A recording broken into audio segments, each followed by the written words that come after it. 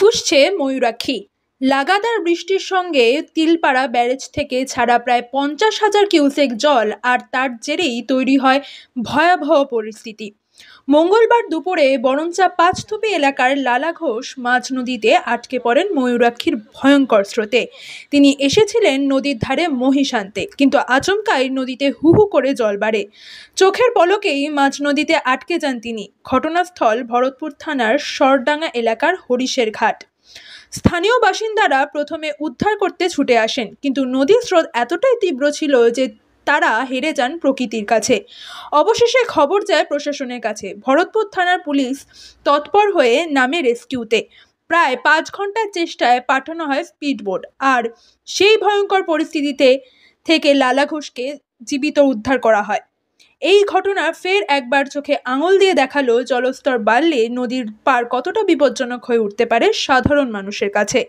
ভাগ্য ভালো প্রাণের রক্ষা পেল লালা ঘোষ, কিন্তু প্রশ্ন রয়ে গেল, পরিকাঠামো এবং আগাম সতর্কতা ছাড়া কি ভবিষ্যতে এমন বিপদ আরো ঘন ঘন আসবে না? বেলা 2টোর সময় হঠাৎ করে জলটা চলে এসছে। এখন আমাদের বটে পাঠাইলাম। হ্যাঁ, আমি এখানে 4 ঘন্টা আছে। 4 ঘন্টা বেশি হবে।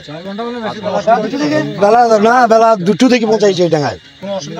না, অসুবিধা নেই, ভয় লাগছিল। মানে শেয়াল, কুকুর, বাঁদর সবই তো আছে। ওই পারে মোষ চড়াতে গিয়েছিল, 4 জন গিয়েছিল।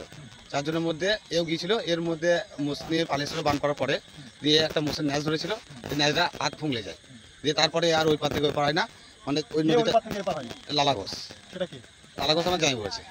বিকাল 5টার সময় আমি পঞ্চায়েত থেকে বাড়ি গিয়ে আমি বাড়িতে খাওয়া দাওয়ার পরে বসে আছি। আমাকে ফোন করে বাঁধে থেকে, যারা বাঁধে নদীর বন্যা দেখতে এসেছে, হ্যাঁ, কিছু মানুষ আমাকে ফোন করে যে প্রধান সাহেব, যে একজন নদীর ওই পারে প্রচণ্ড বন্যা এসে, তা ওই পারে একজন পড়ে আছে, গাছের ঢালে বসে আছে, তা খুব চেঁচাচিল্লি করছে যে আমাকে বাঁচাও বাঁচাও বলি। আমরা সকালবেলায় খবর পেয়েছিলাম যে আমাদের ময়ূরাক্ষী নদীতে অনেক জল দেওয়া ছাড়া হয়েছে। তো সেই অনুযায়ী আমরা এইখানকার লোকাল যে প্রধান সাহেব রয়েছেন, আমাদের প্রধান প্রতিনিধি সাহেব রয়েছেন, ওনাকে এবং প্লাস হচ্ছে আশেপাশে যারা মেম্বার্স রয়েছে তাদের সবাইকে আমরা জানাই যে যারা আর কি ওইদিকে জমিতে চাষ করতে গেছে তারা যেন দুপুরের মধ্যে এপারে চলে আসে। তো সেই অনুযায়ী ওনারা আমাদের সরডাঙ্গা, হরিশ্চন্দ্রপুর, বিন্দারপুর যে গ্রামগুলো রয়েছে, ওই সেই মসজিদ থেকে সবাইকে অ্যানাউন্স করে দেওয়া হয়। তারপরে আমরা এটা চেষ্টা করি, আমরা লোকালি একবার চেষ্টা করেছিলাম যে মোটর যে বোটগুলো হয় সেগুলো নিয়ে রিকভারি করার, কিন্তু সেই বোটগুলো এই নদীর যে টান ছিল সেই টানে ওই বোট আমরা আনতে পারিনি।